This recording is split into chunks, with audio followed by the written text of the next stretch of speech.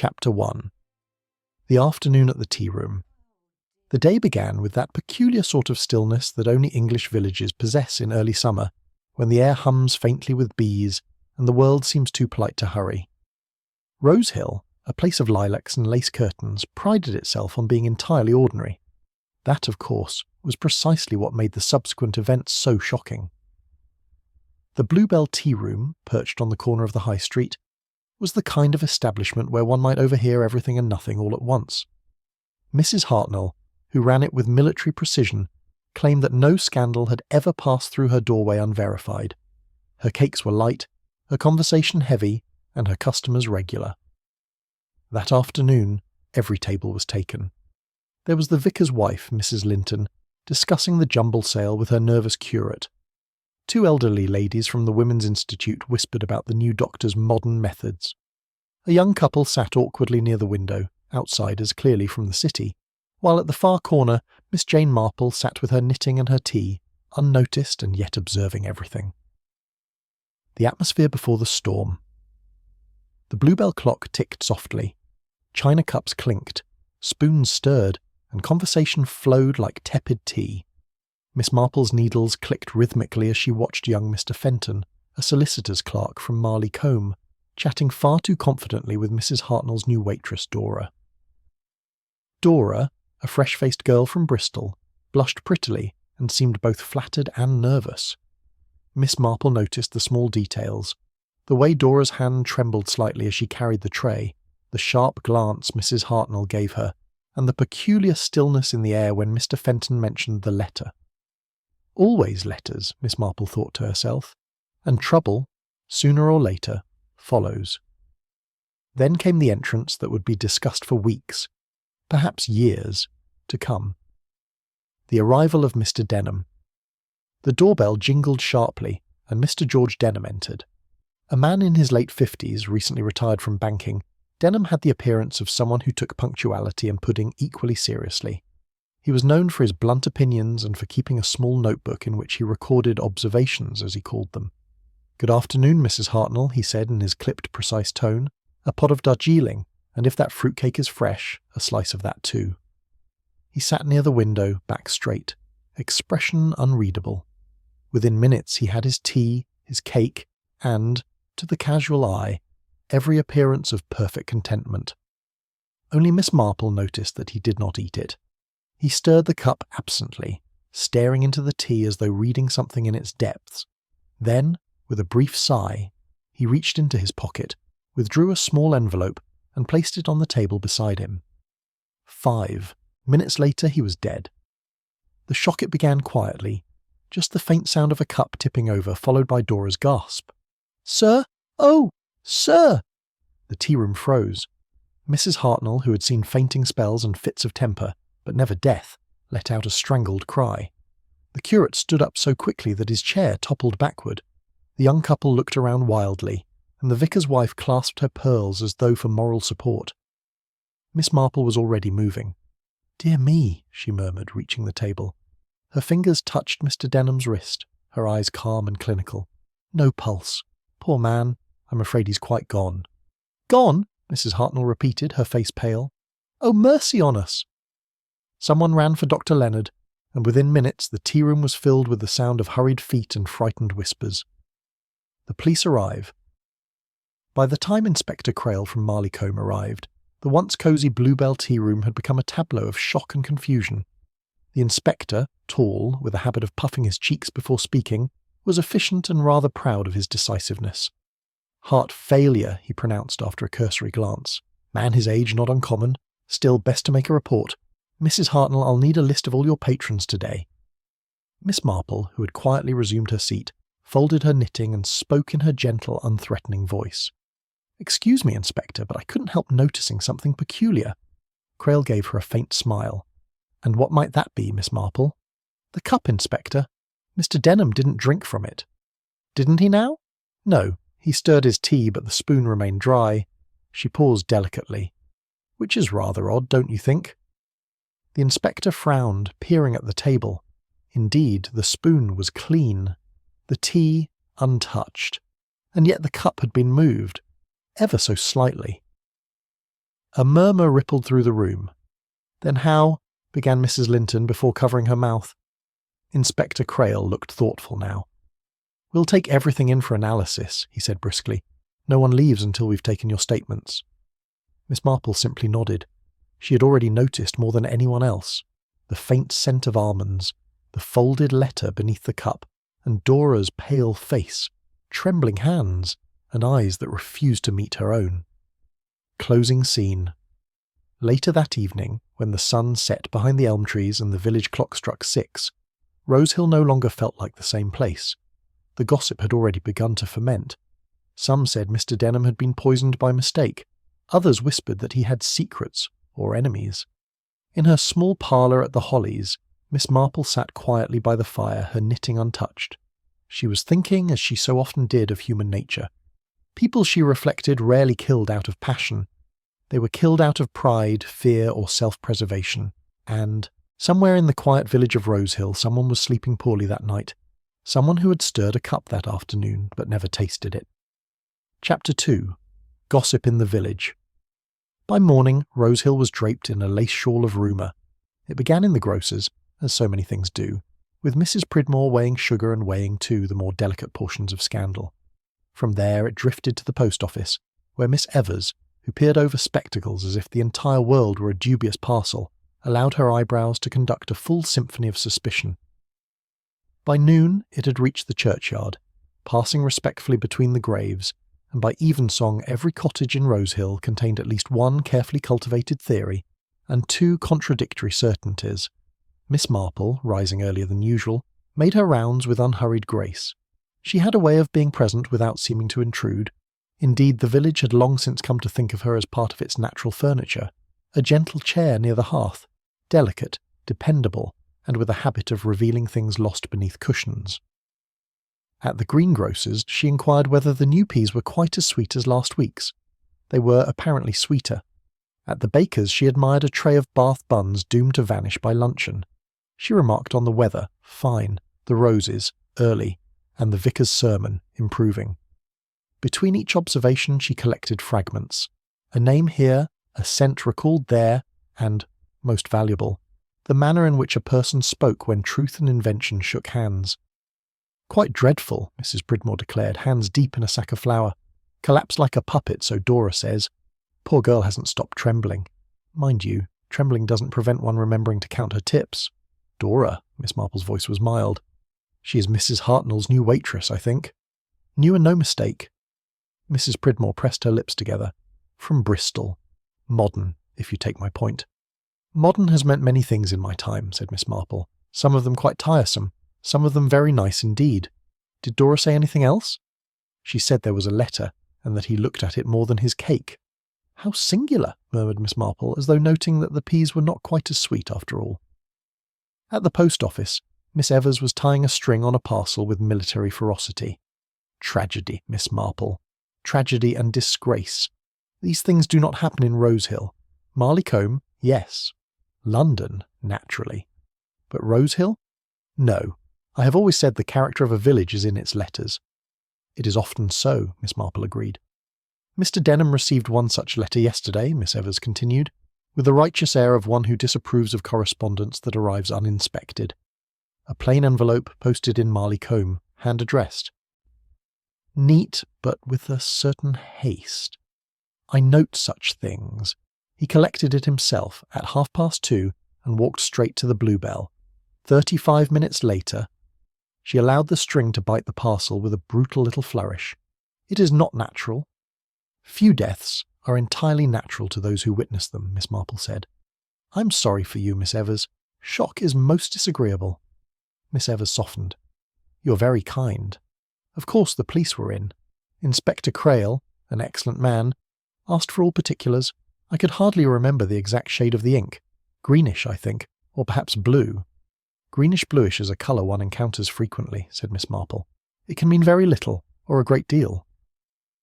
From there she went to the church, where Mrs. Linton was supervising a list of cakes for the jumble sale, with the air of one mounting a military campaign. The curate hovered, anxious about trifles and quite blind to essentials. A promising clergyman, Miss Marple thought, if he learned to distinguish between a smudge on a hymn sheet and sin. "My dear Miss Marple," Mrs. Linton cried softly.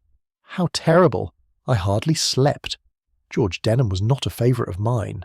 Few men are who write to the Times. But no one deserves such an end. They say it was his heart.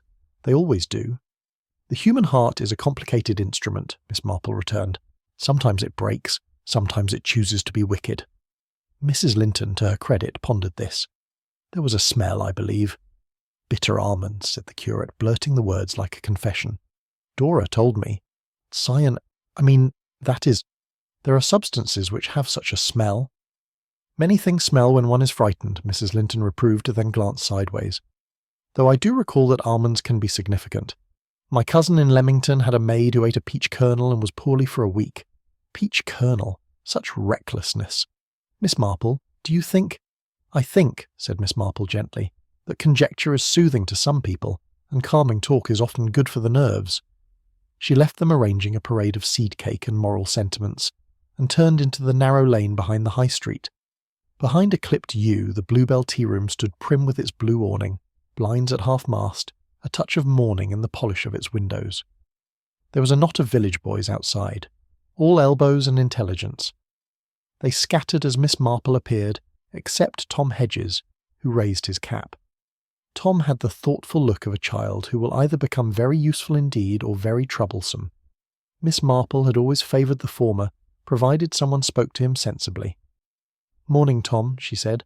"A cyclist cannot ride without air in his tyres, and a village cannot ride without news. What have you heard?" Tom coloured, enjoying the conspiracy. "Mrs. Hartnell's in a temper, miss. Says the poison, if it was, couldn't be from her kitchen. Says she keeps almonds for cakes, not murder." "A respectable distinction," Miss Marple approved. "And the young waitress?" "She cried, miss. A lot. Mr. Fenton, the Marleycombe clerk, he told her not to talk to nobody. Said the police would twist her up like a corkscrew. He looked proper worried." "Did he?" Miss Marple's eyes were mild and bright. "Worry is a very fatiguing pastime. I seldom indulge in it." Tom grinned, a little abashed. "Inspector Crail took the cup and saucer and that spoon. And the letter. They say Mr. Denham wrote a lot of letters, like he kept accounts of people." "A diary of faults," Miss Marple said, "is a very dangerous possession, especially if the faults are not one's own." She slipped Tom a modest coin for his tyres, and the boy beamed, understanding the nature of gratitude. She found Mrs. Hartnell inside, armed with a polishing cloth and offended rectitude. The tables were bare, but the air still carried, faintly, the vulnerable sweetness of yesterday's cakes. "I'm not open," Mrs. Hartnell announced, though she made no attempt to usher Miss Marple out. "Not until matters are properly accounted for. I have my reputation, Miss Marple. I have always had my reputation." "You have more than that, Mrs. Hartnell," Miss Marple said. "You have very good fruit cake." Mrs. Hartnell's mouth twitched and some of the starch left her voice. "Poor man," she said abruptly. "But there, he was one to make enemies, if you take my meaning. Exact, that's what he was. Exact and particular. If cream curdled in his tea, he would ask why, as though I had curdled it personally." She rubbed the counter. "He didn't eat a bite yesterday. I saw him. Sat there with that envelope like it might speak. Looked at it, then tucked it under the cup. That's what the inspector took. Cup and letter, both." "Did he speak to anyone?" Mrs. Hartnell hesitated. "Dora fetched his tea. He gave her the kind of look men give a girl when they think she's stupid. She isn't. I told her not to take it to heart. Mr. Fenton came in as well. You noticed him yesterday? Too smooth by half. He made a remark about accounts wanting settlement. Mr. Denham looked at him as if he were a bill he preferred not to pay." "That is a meaningful look," Miss Marple said. "What is Mr. Fenton's connection to Mr. Denham?" "Solicitor's clerk," Mrs. Hartnell sniffed. "Works for Mr. Cutley in Marleycombe. They say Mr. Denham had a small matter underway, something about a cottage sale. Or perhaps it was a mortgage. I never listen to finance, it gives me indigestion." "Quite wise," Miss Marple murmured. "Indigestion is the modern conscience." The bell jangled, and Inspector Crail himself entered, bringing with him a draught of officialdom. He bobbed his cheeks in greeting. "Miss Marple, Mrs. Hartnell, I have to ask you both to repeat your statements this afternoon at the station. Routine, you understand?" "Of course," Miss Marple said. Crail looked tired. Authority had sat on him heavily all morning. "Preliminary word from Dr. Leonard," he said, lowering his voice more than the space required, "suggests we must consider the possibility of— well, you see what I mean." He squinted as if murder were printed too small to read. "We shall keep calm, however. These things require method." "Method is a good servant," Miss Marple said. "Human nature is a better master."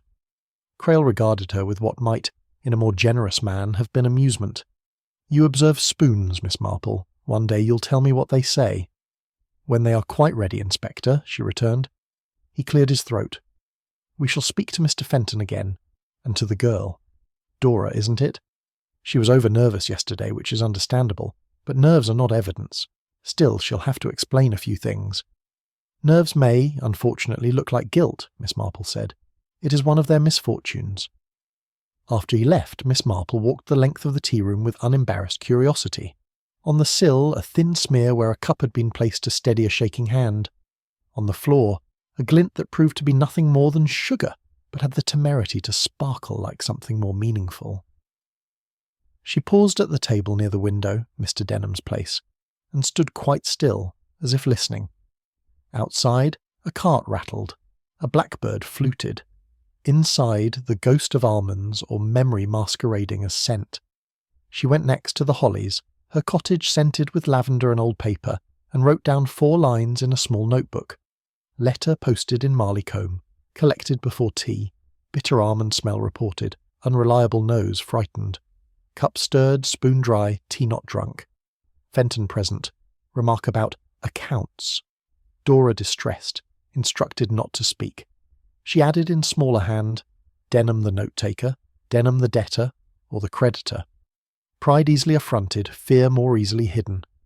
In the afternoon she paid a call that in Rose Hill would have been termed friendly, and in London strategic. Dora lodged with a Mrs. Platt on Dovecote Lane, a widow whose compassion had curdled to economy. Mrs. Platt received Miss Marple with civility of the kind kept in the best drawer. "The girl's resting," Mrs. Platt announced, in the manner of one announcing that the girl is costing more than anticipated. "Crying never got anyone anywhere. I told her so. Not that it did me any good in my time. One must wipe one's eyes and see to the supper." "Excellent advice," Miss Marple agreed. "May I see her for a moment? I have a small message of sympathy. Nothing troublesome." Dora sat on the narrow bed, hands clenched in her lap. She looked very young. It is a curious property of fear that it subtracts years from the face and adds them to the eyes. "I don't know anything, miss," she said at once, the words leaping out like frightened birds. "I dare say you know a great deal," Miss Marple said kindly, "but you do not know what is useful and what is not. Most of us don't. That is why we talk, and someone else chooses." Dora blinked. "I shouldn't talk. Mr. Fenton said... He said the police twist things."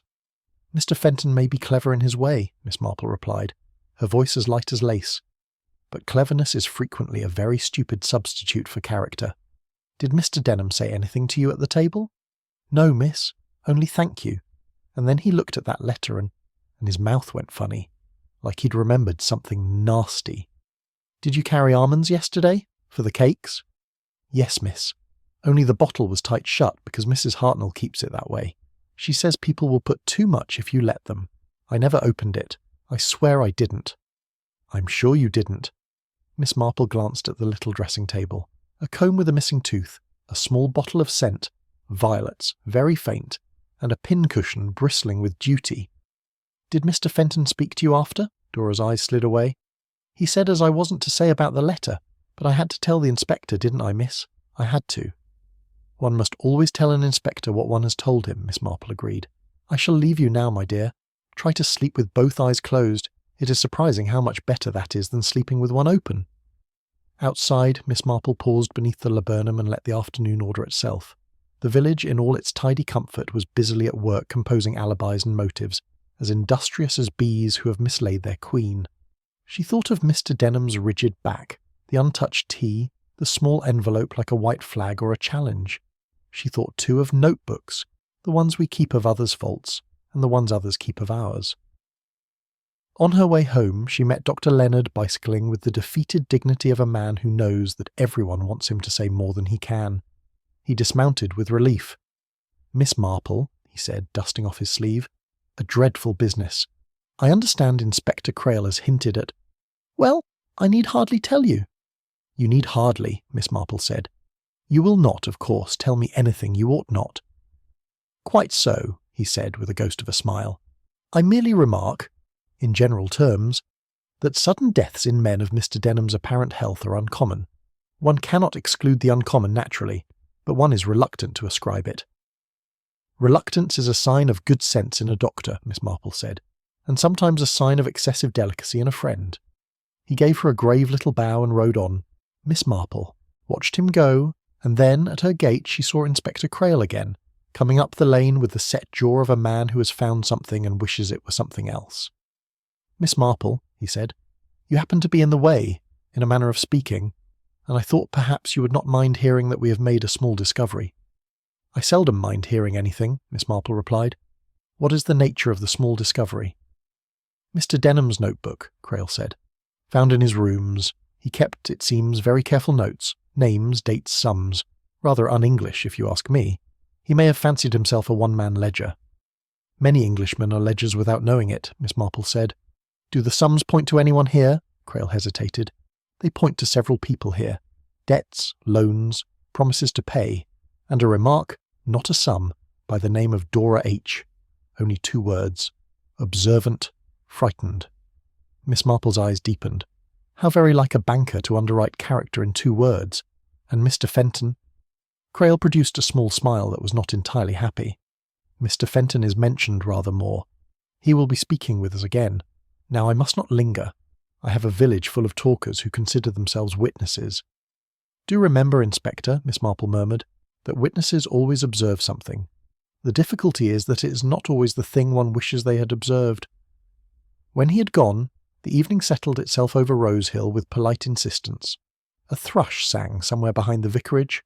The lamplighter, a relic of earlier habits, made his measured way, touching his pole to the little glass globes as if conferring small benedictions.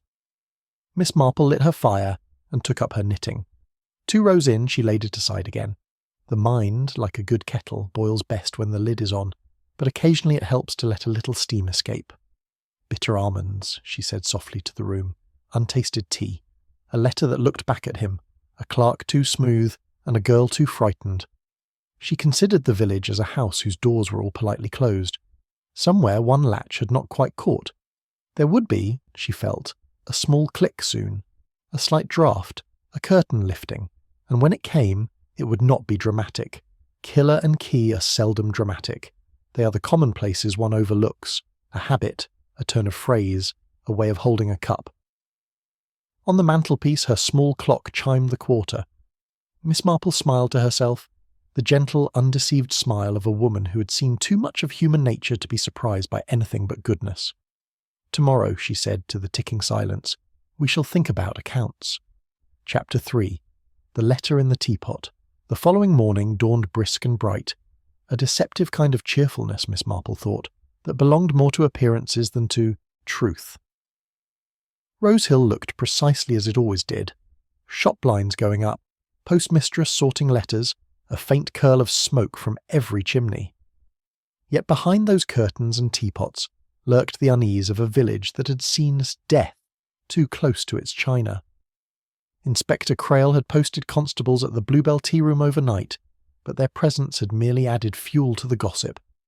By breakfast, the milkman knew that a mystery letter was involved.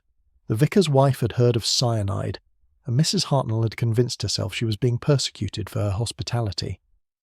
Miss Marple, however, was not troubled by what was said.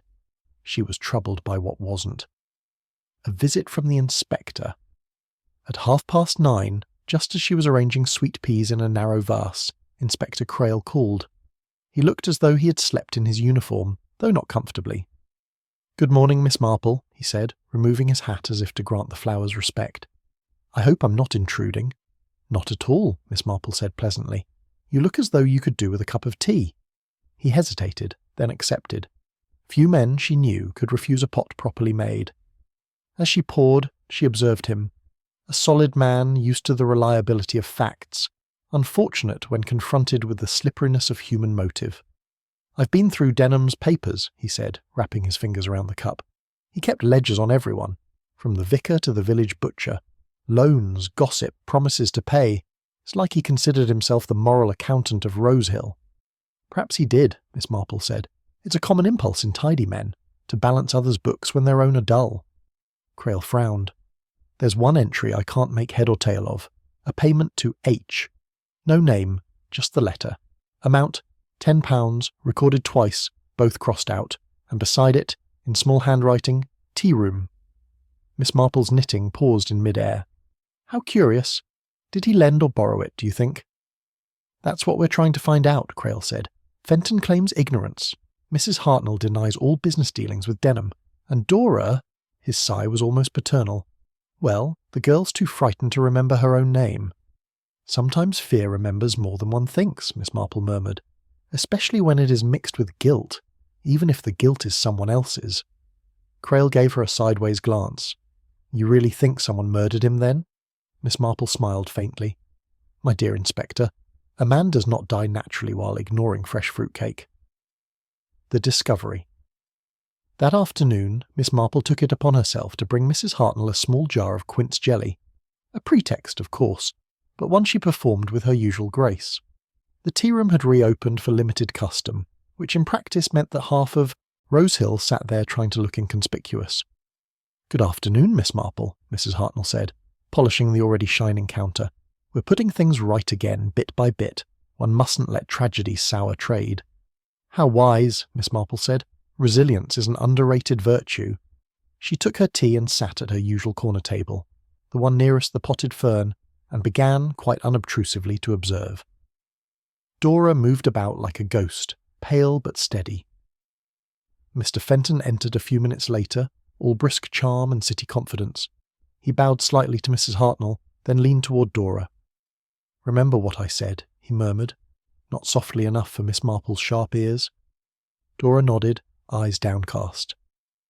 Miss Marple sipped her tea and waited until the room had quieted. Then, when Dora passed her table, she said in the most casual tone, My dear, might I have a bit more hot water for my pot? Of course, miss. Dora went to fetch the kettle, and as she poured, Miss Marple said gently, You've had a difficult time. Tell me, did Mr. Denham leave anything behind that day besides the letter? Dora hesitated. I don't think so, miss. Just that bit of paper the police took. No napkin, no personal thing. Well, Dora bit her lip. There was something, now you mention it. After they carried him out, Mrs. Hartnell told me to clear the table. When I moved the teapot, I heard something rattle inside. I thought it was the spoon, but it wasn't. It was a bit of paper we folded small. I threw it away. Mrs. Hartnell said not to touch anything. Miss Marple's knitting stopped mid-stitch. A bit of paper? Yes, miss. I only saw the corner. It looked like it had writing on it. Numbers, maybe. How very interesting, said Miss Marple, her voice mild as ever. Where did you throw it? In the bin, miss, but the inspector's men took that too. Quite right, Miss Marple said, though I suspect they were looking for poison, not handwriting. The clue recovered. That evening, Miss Marple took a quiet walk to the vicarage. It was her habit, and one that caused no comment.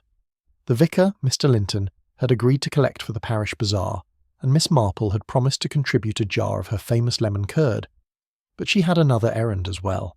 In the vicarage garden behind the churchyard wall stood a small dustbin, the temporary resting place for the tea room's refuse, until the council cart came on Fridays.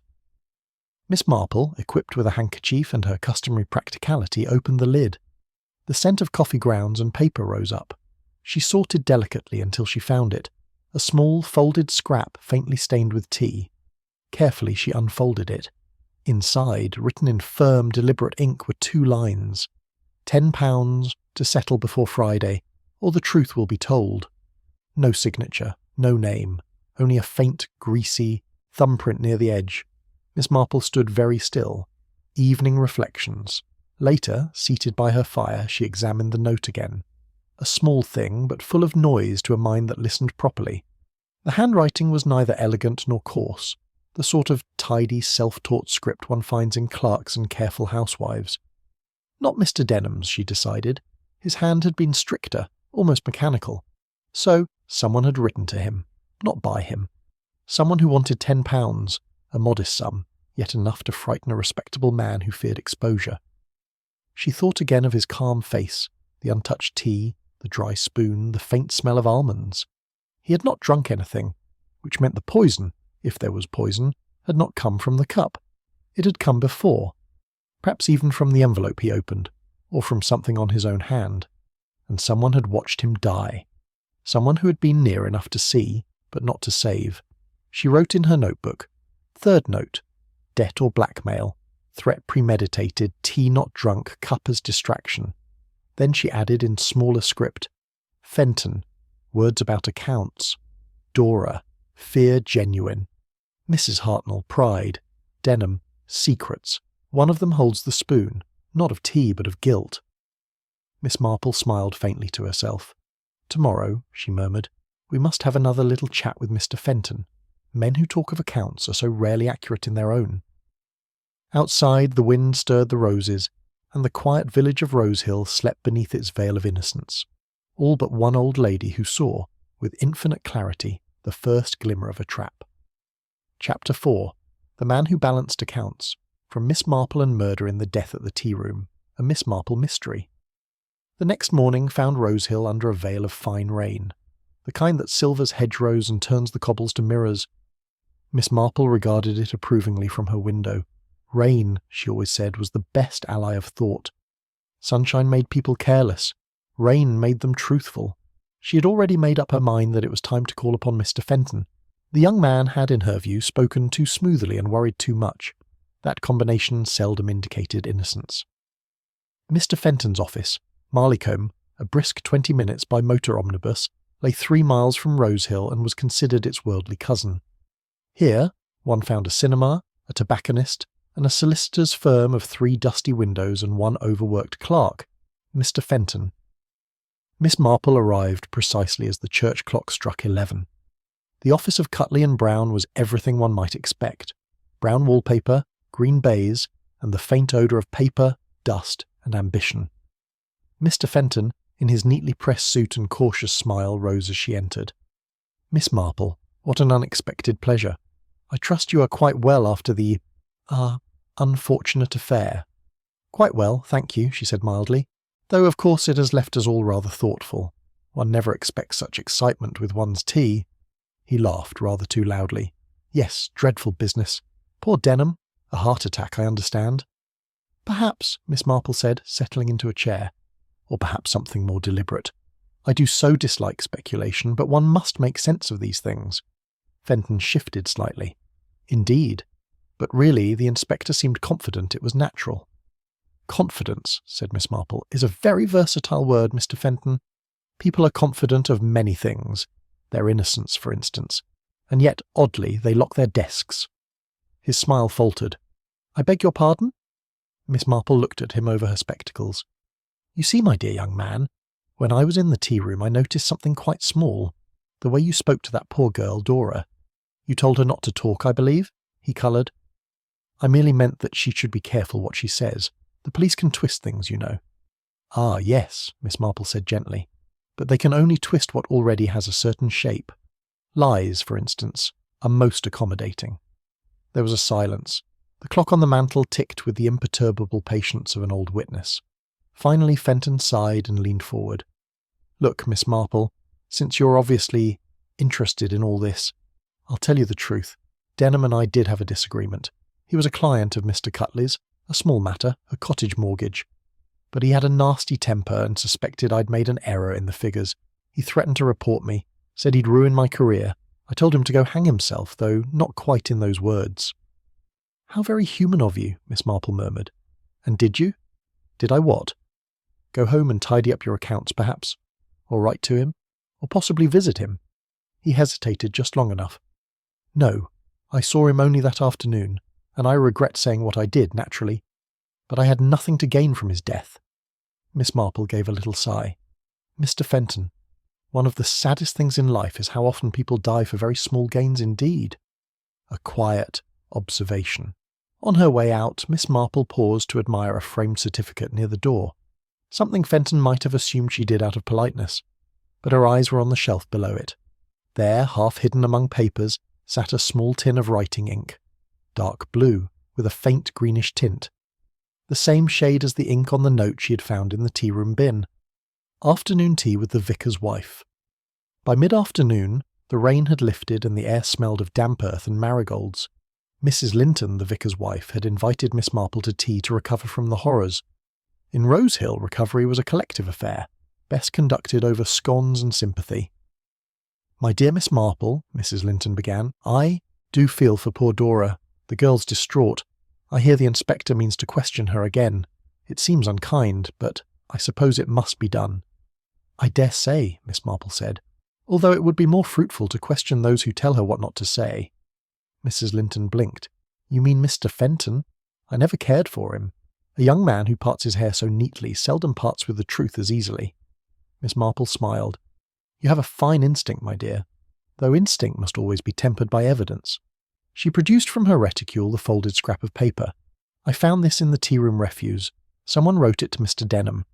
Mrs. Linton peered at it with the fascination of one regarding sin in print. "Oh, blackmail! How dreadful, and how very like him to attract it." "Indeed," Miss Marple said softly. "Mr. Denham seems to have prided himself on other people's secrets, but I believe this particular secret was his own. The inspector's revelation. That evening Inspector Crail called again, and this time he looked more uncertain than before. "Miss Marple," he said, "you were right about the poison. Trace of cyanide found in Denham's blood. It must have been taken shortly before he died.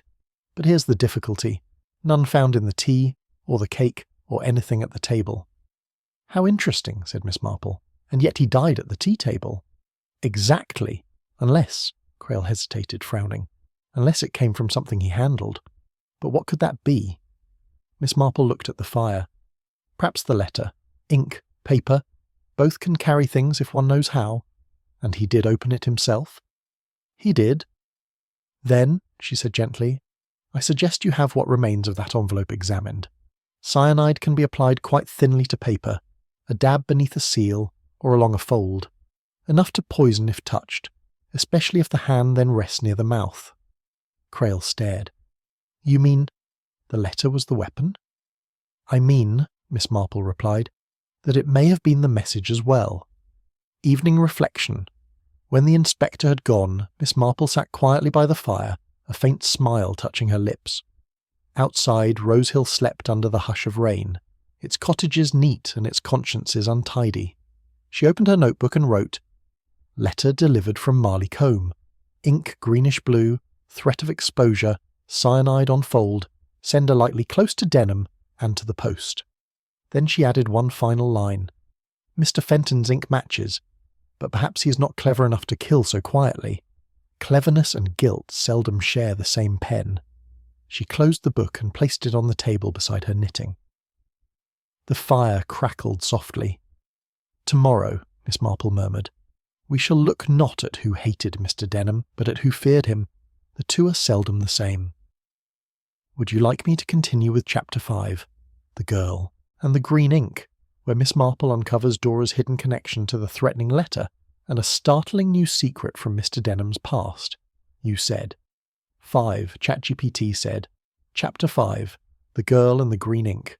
The morning broke crisp and windless, the sort of morning that made Rosehill appear as innocent as a child's drawing. Lace curtains, white gates, roses in careful bloom. Yet beneath the serenity, the village hummed like a clock whose spring was wound too tight. It had been 3 days since Mr. Denham's death, and by now everyone in Rosehill had an opinion, most of them contradictory, all of them wrong. Mrs. Pridmore in the grocer's believed it was poison in the cream. The vicar's wife favoured nerves and pride. Mr. Copley from the post office blamed foreign substances, though he couldn't say what kind. Only Miss Marple, pottering through her morning errands with gentle distraction, knew the tune beneath the gossip. A visit to the post office. She arrived at the Rosehill post office just as Miss Evers was sorting the morning mail, each envelope handled as if it might explode. "Good morning, Miss Evers," Miss Marple said cheerfully. "I do hope your head cold is better." "Better, thank you," Miss Evers said, sniffing. "But I'll not get over that poor man's death in a hurry. I had to deliver his final letter, you know, the one everyone talks about." "Indeed?" Miss Marple's tone was calm, but her eyes sharpened behind the spectacles. "I wonder if you could tell me who posted it?" Miss Evers looked flustered. "Well, of course, that's not information one should share. But since it's all in the interest of justice, perhaps—" "It came from Marley Combe. Ordinary post. The handwriting looked female to me, neat, careful, with a certain, domesticity about it. "Ah," said Miss Marple softly. "Ink greenish-blue, I think," Miss Evers blinked. "Why, yes. You must have sharp eyes, Miss Marple." "One notices small things when one's eyes are old," said Miss Marple kindly. "They have little else to do."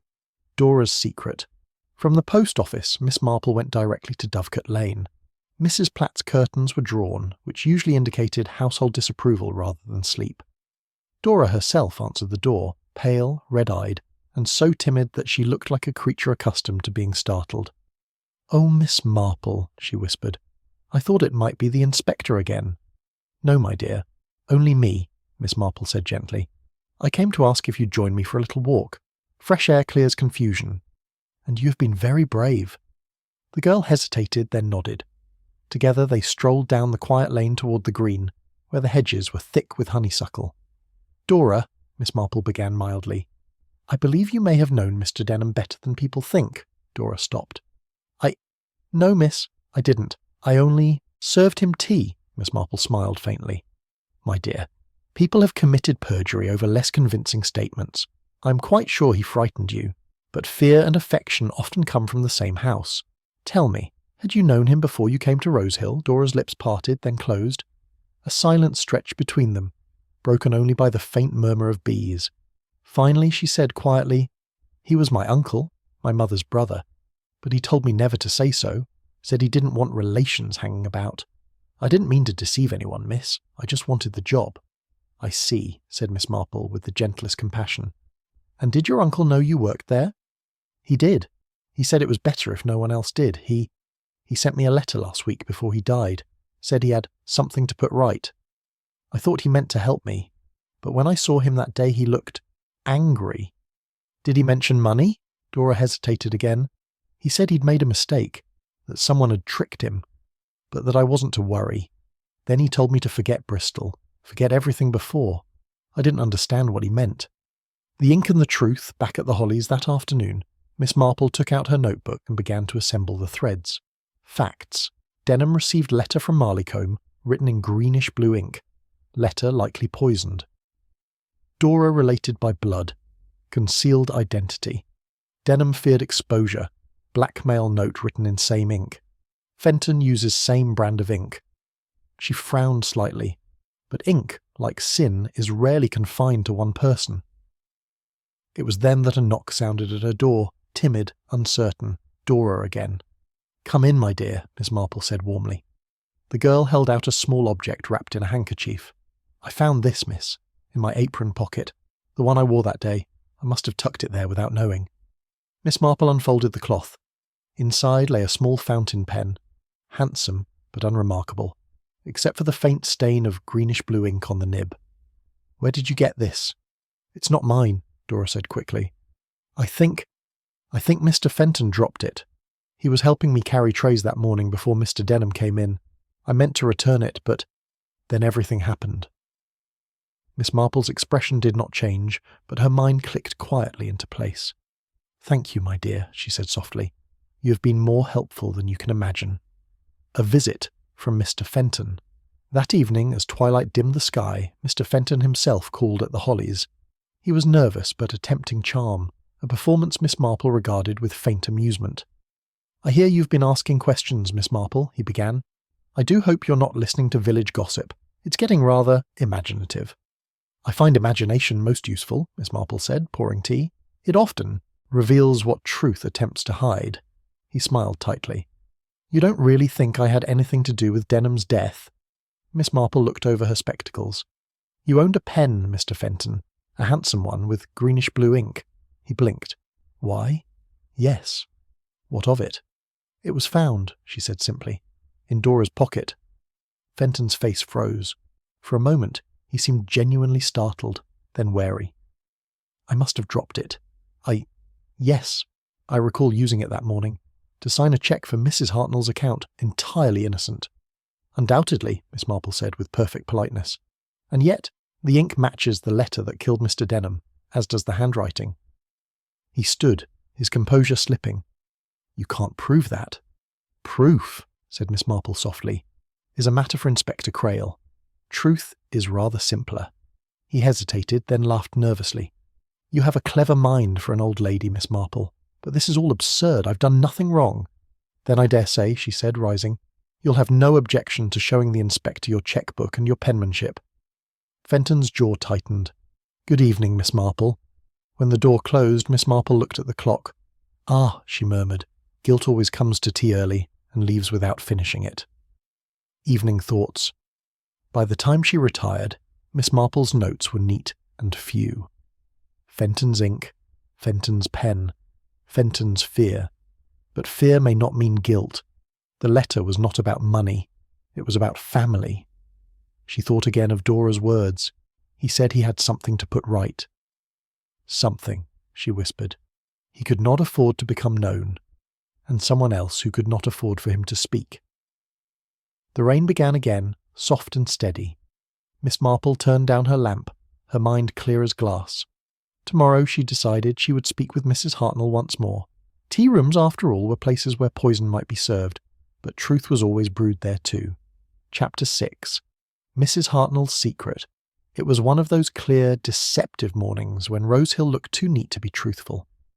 The air was bright, the gardens obediently in bloom, and the villagers went about their business with the careful gaiety that follows scandal, all smiles and silence, as if decency itself might be listening. Miss Marple set out after breakfast, shawl neatly folded, gloves immaculate. She had made up her mind to visit Mrs. Hartnell. The tea-room owner had been loudly indignant in public, but Miss Marple had noticed, with the quiet precision of her kind, that Mrs. Hartnell's hands had shaken too much when she'd refilled the sugar bowl the previous afternoon. Indignation, Miss Marple always said, is merely guilt wearing lipstick. The closed tea-room. The Bluebell tea-room was closed again. A small card in Mrs. Hartnell's firm handwriting read, "Due to personal matters." Through the lace curtains, Miss Marple could see movement, the faint silhouette of Mrs. Hartnell at the counter, polishing already polished teacups. Miss Marple tapped lightly, and after a pause was admitted. "Oh, Miss Marple," Mrs. Hartnell began, breathless with forced cheer, "you must forgive the state of things. I've had so much upset lately. One can't think straight when there's death and police and talk." "Quite understandable," Miss Marple said kindly, looking around. "But I always think one must talk when one has been silent too long." Mrs. Hartnell's smile flickered.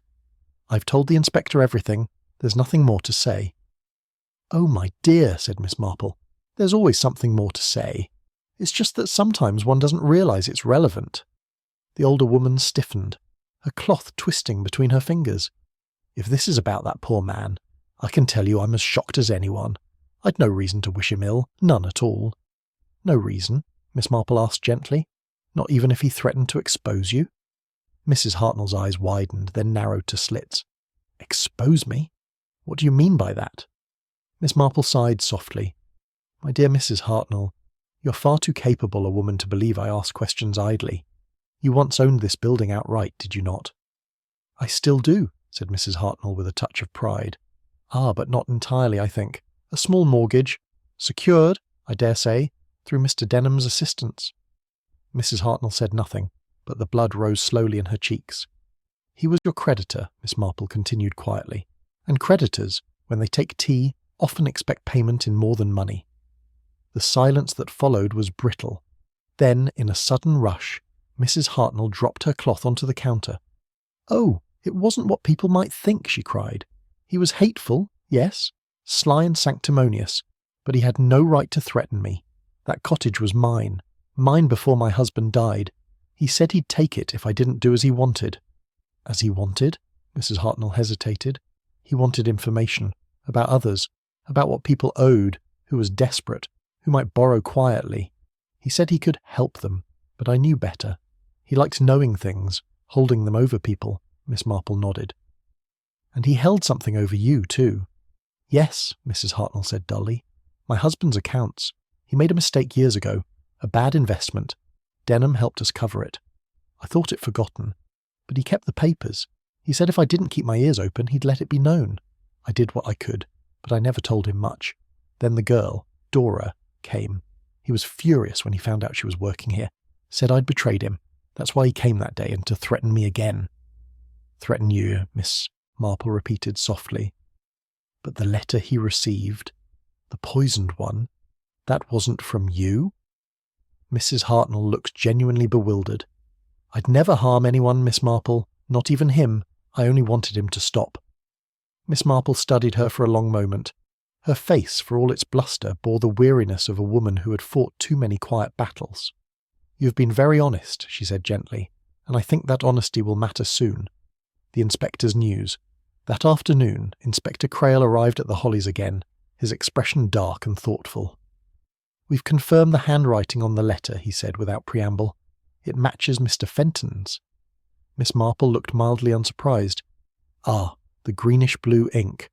Yes, we found more of the same in his office, and his story about the cheque doesn't hold water. But here's the puzzle. The poison wasn't in the ink at all. It was brushed onto the fold. Whoever did it used a separate applicator. How interesting, said Miss Marple. A careful hand, then, not an impulsive one. Exactly, said Crail. Someone who knew what they were about. But why poison Denham by post when you could have chosen easier means? Miss Marple smiled faintly. Because the letter was part of the message, Inspector. The killer wanted him to read it, to feel it, perhaps even to recognise the handwriting before he died. Crail blinked. So it was personal. All murders are, Miss Marple said quietly, even when they pretend to be tidy. An unexpected visitor. That evening, just before dusk, a shadow fell across Miss Marple's parlour window. When she opened the door, Dora stood there again, wringing her hands. "Oh, miss," she said, trembling. "I think I've done something awful. I didn't mean to." "Come in, my dear. Sit down," Miss Marple said. "Tell me slowly." Dora took a deep breath. I remembered something. That morning, before Mr. Denham came in, I saw Mrs. Hartnell at the counter with an envelope. White, clean. She looked upset, like she was about to cry. Then Mr. Fenton came in and spoke to her. They talked in low voices, and when he left, she tore something up and threw it away. But later, when Mr. Denham came, she had another envelope in her apron. I didn't think of it until now. Miss Marple's face was serene, but her eyes were bright. "Thank you, my dear. That's very important." Dora looked frightened. "Do you think Mrs. Hartnell did it?" Miss Marple shook her head. "I think Mrs. Hartnell knows more than she believes, but she didn't kill him. No, this was done by someone who understood poison, but also emotion, someone who wanted the death to say something." She rose and went to the window. The evening light turned the roses outside to shadowed silver. "Mr. Denham hurt people," she said softly, "but he also protected one person, even if she never knew it. The question, my dear, is, whom did he protect, and why did that protection suddenly need to end?" Evening reflections. That night, Miss Marple sat by her fire, knitting forgotten in her lap. Her notes now formed a web of names and motives, each thread crossing the other in tidy confusion. Fenton, forged handwriting, poison access, fear. Hartnell, blackmailed but ignorant of chemistry. Dora, niece and unknown heiress perhaps. Denham, proud, secretive. Something to put right. She added one final observation in her precise hand. A man may poison by hand or by heart. One letter was sent to Denham, but who wrote the letter that killed him, and for whom? The clock struck 10. Miss Marple looked toward it, her expression composed and thoughtful. "Tomorrow," she murmured, "we shall learn who truly handled the ink, and who paid the price for another's conscience." Outside, the wind carried the faint sound of the church bell across the quiet village, and somewhere, unseen, uneasy, the murderer of Rosehill heard it too. Chapter 7. The Second Letter. The next day broke with a heavy, honey-coloured light that made the world seem momentarily golden and unreal. In Rosehill, such mornings always carried a deceptive tranquillity, the sort of peace that belongs to places where something dreadful has already happened, and something worse is quietly preparing to follow. Miss Marple, however, was entirely untroubled by atmospheres. She rose early, as was her habit, and took her tea by the window while the church bells of St. Bartholomew's chimed softly in the distance. She had made up her mind that it was time to speak with Inspector Crail again, not to offer him advice, he was far too proud for that, but to place in his hands a small piece of truth that might lead to the whole. She gathered her knitting bag, which also held her notebook and the poison letter, now safely sealed in wax paper, and set out for the station. The inspector's frustration. Inspector Crale's office smelled faintly of pipe smoke and paper. He was at his desk, frowning at a small collection of envelopes and notes spread before him, like pieces of a jigsaw whose picture he distrusted. "Ah, Miss Marple," he said, rising. "You've timed your visit well. I was about to send for you. We've had, well, another small development." "How interesting," said Miss Marple.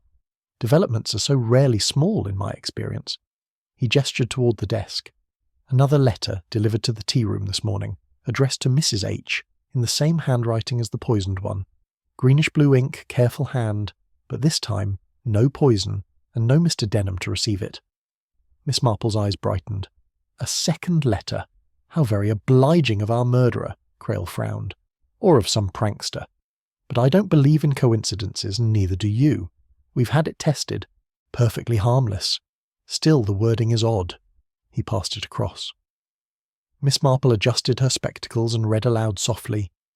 "You're safe now. The debt is paid. Say nothing and forget the past." She read it twice, then folded it carefully.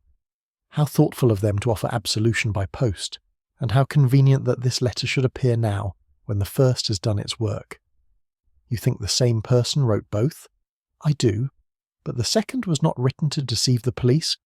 It was written to silence a conscience." Crale sat down heavily. "Mrs. Hartnell's?" Miss Marple shook her head. "No, she was never truly afraid for herself, only for her reputation. This was meant for someone weaker, someone who might confess if pressed. Tell me, Inspector, who brought you this second letter?" "The postmistress, Miss Evers, said it came with the morning delivery. No stamp, though, hand-delivered." Miss Marple smiled faintly. "Hand-delivered, was it? Then I think I can guess whose hand." The hand that delivered by noon, Miss Marple was once again on Dovecote Lane. She found Dora sitting on the small bench outside Mrs. Platt's cottage, staring into the dust at her feet. The girl looked worn and pale, her eyes red-rimmed from sleeplessness.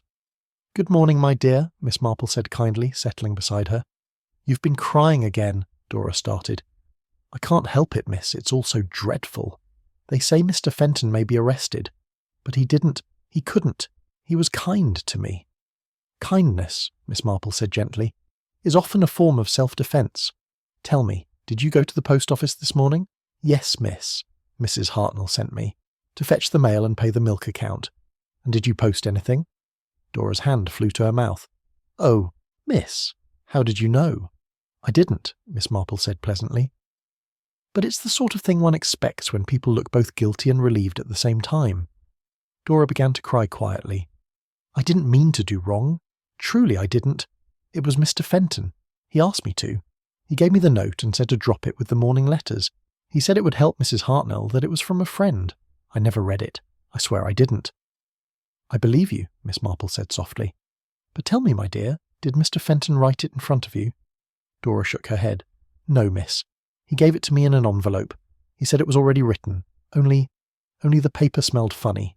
Like almonds." Miss Marple's hand stilled on her bag. "Almonds, you say?" "Yes, miss. I thought it was his scent or something from the office, but it was strong, sharp." "Did you handle the envelope much?" "Only to carry it." "Why, miss?" Miss Marple smiled faintly. "Because, my dear, I think you've just proved that your uncle was not the only one who received a poisoned letter. The puzzle unfolds. That evening, after Dora had been safely escorted home, Miss Marple visited Inspector Crale once again. The light in his office was dim, the smell of pipe smoke thicker. "2 poisoned letters, Inspector," she began calmly, "both written in the same hand, both using the same ink, and both connected to the same house. Mr. Denham received one. Fatal. Mrs. Hartnell nearly received the other, but through the confusion of errands our young Dora carried it instead. The second letter's poison had faded by morning, but it was there nonetheless." Crale stared. "But that would mean Fenton tried to poison Mrs. Hartnell?" "Not quite. He meant to appear to comfort her. The second letter was his insurance.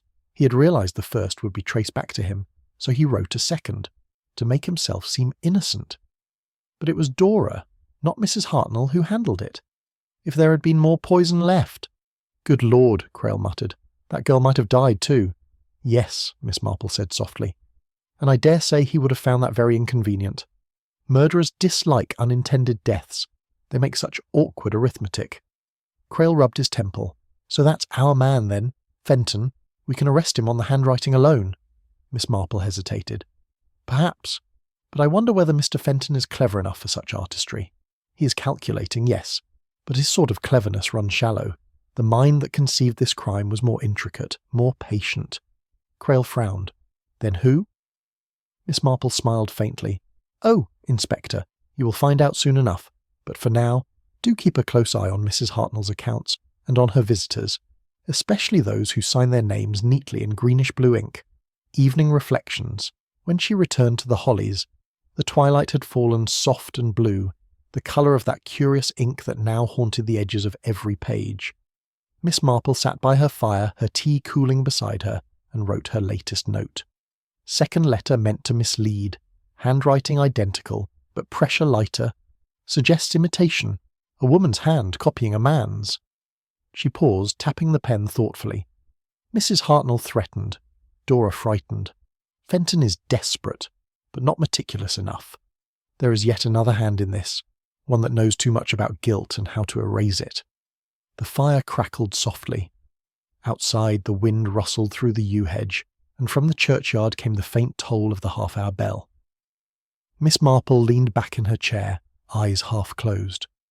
Ah, she murmured, the truth is rather like a letter, isn't it? One may fold it, hide it, even seal it with poison, but eventually it must be opened. Chapter 8. The Confession at Dovecote Lane. From Miss Marple and Murder in the Death at the Tea Room, a Miss Marple mystery. The morning that followed was restless, one of those uneasy English mornings when the mist refuses to decide whether to rise or settle.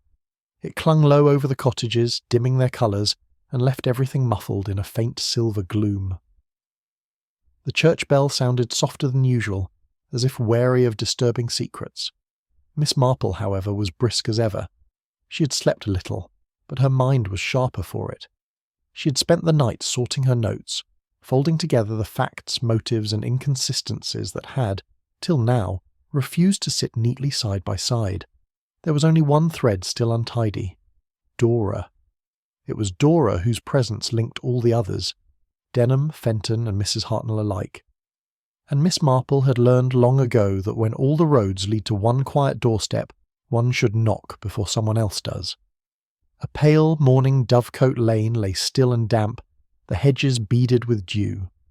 As Miss Marple approached Mrs. Platt's small cottage, she saw the curtains twitch and the door open a cautious inch. Dora's pale face appeared in the crack, her eyes wide and anxious. "Oh, Miss Marple," she said at once, voice quivering. "I thought it might be the inspector again. He was here last night asking more questions." "Indeed? Then we must hope he asked the right ones," Miss Marple said kindly. "May I come in for a moment?" Mrs. Platt, who hovered behind, made a half-hearted objection about not wanting to be mixed up in business, but one look from Miss Marple, polite but immovable, was enough to silence her. The parlour smelled faintly of damp and soap. Dora sat on the edge of a chair, twisting her handkerchief until it nearly tore. "I'm afraid, miss," she whispered, "truly afraid. Mr. Fenton came here last night, after the inspector left. He said I mustn't talk to anyone any more. He said people were saying dreadful things about me, that I'd helped kill Uncle George." Miss Marple's eyes softened. "And what did you say to that, my dear?"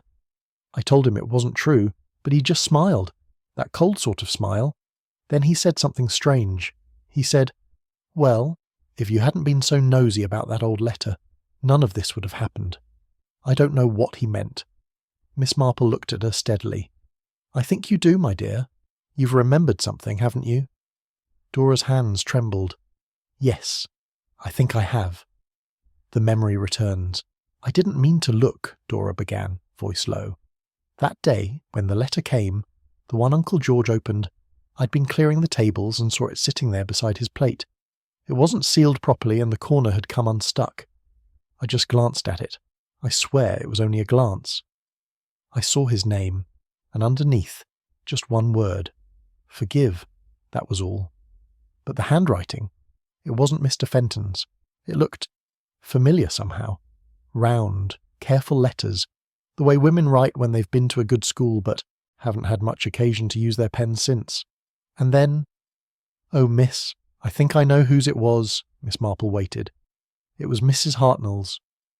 The quiet shock. Miss Marple said nothing at first. She folded her hands neatly in her lap and looked into the fireless grate, her expression unreadable. "My dear," she said at last, "are you certain?" I'd seen her write the menus for the tea room. It was the same. The curl on the G, the way she crossed her at ease, and that smell, the almonds. It was on her apron too, I remember, because I thought she'd been baking. "Bitter almonds," Miss Marple murmured. "Ah, yes. People are often careless with smells. They think they disappear once a room is aired. But guilt has a very particular scent. It lingers longer than perfume." Dora's eyes filled with tears. "Then it was her, wasn't it? Mrs. Hartnell killed him." Miss Marple shook her head gently. "Perhaps, or perhaps not entirely. You see, Mrs. Hartnell feared Mr. Denham, but she also pitied him. She would not have poisoned him for herself, but she might have written a letter at someone else's urging." "Someone else?" Dora whispered. "Yes," said Miss Marple softly. "Someone clever enough to understand her fear and to make use of it. Someone who could imitate her hand easily, having handled her ledgers, her correspondence, her bills." Dora looked bewildered for a moment and then gasped. "Mr. Fenton," Miss Marple smiled faintly. "Quite possibly. He had the ink, the access and the knowledge, but he also had something else, her trust." The second visit. That afternoon, Miss Marple took a quiet walk to the Bluebell tea room once more. It was open again, though nearly empty. Mrs. Hartnell was behind the counter, pale but resolute. "Good afternoon, Mrs. Hartnell," Miss Marple said cheerfully. "I hear you've been receiving letters again." Mrs. Hartnell stiffened. "If you mean that nonsense that came this morning, I've handed it straight to the inspector. Wicked business. I swear I don't know who sent it." Miss Marple nodded. "I know you don't, but I believe you once wrote another, or began to." Mrs. Hartnell's face drained of colour. How did you—" "My dear, it is no sin to begin a letter one never sends, especially a letter that says forgive." The woman's lips trembled. "I did write it. Only a few words. I meant to tell him I'd no wish to quarrel, that I wanted peace, but I tore it up, I swear I did. Mr. Fenton was there that morning, saw the pieces on the counter, and said he'd throw them away for me. I never thought of it again." Miss Marple gave a little sigh, gentle, understanding. "No, my dear, you wouldn't. But he didn't throw them away, you see. He took them, and that was the beginning of Mr. Denham's end." Miss Marple's deduction. That evening Miss Marple met Inspector Crail, once more, this time not at the station, but at the Hollies, where the kettle sang cheerfully and the scent of lavender polish softened the talk of murder. She laid out the case with her customary calmness. Mr. Fenton was ambitious and cornered. Denham threatened to expose a financial irregularity at the firm. Mrs. Hartnell was frightened and pliable, an easy tool. She began a letter to Denham in an attempt at peace. Mr. Fenton saw his opportunity. He took her discarded note, imitated her hand and copied it onto new paper, poisoned paper. Thus Denham's death would look like an accident or, better still, a guilty woman's desperate act. When suspicion turned toward him, he wrote a second letter, the one Dora posted, to throw blame back toward Mrs. Hartnell and confuse the trail, but he overreached himself. For the same ink, the same paper, and the same care that made his forgery convincing also made it traceable. Crail sat back, astounded. So that's it. Fenton used the woman's own kindness to frame her. "Yes," Miss Marple said gently. "He understood money but not morality. He forgot that people talk, and that even frightened girls remember more than they think." The confession. 2 days later, under the quiet scrutiny of Miss Marple and Inspector Crail, Mr. Fenton broke. His confession was less dramatic than one might imagine. A torrent of excuses and half-truths, the sound of a man collapsing under the weight of his own cleverness. "I didn't mean him to die," he insisted. "Only to frighten him, to make him leave me alone. He'd found out about the forged entries, said he'd ruin me. I thought, if he thought Mrs. Hartnell had turned against him, he'd back down. I never dreamed—" "No," Miss Marple said quietly. "Murderers rarely do." Evening reflections. That night, Rosehill breathed again. The tea-room reopened under quieter conversation. The villagers resumed their gossip with renewed satisfaction, and the world, as it so often does, pretended to forget. But at the Hollies, Miss Marple sat by her fire with her knitting in her lap and her thoughts elsewhere. "Poison," she mused, is a coward's weapon, but also an intellectual one. And yet even the cleverest poisoner forgets the simplest truth.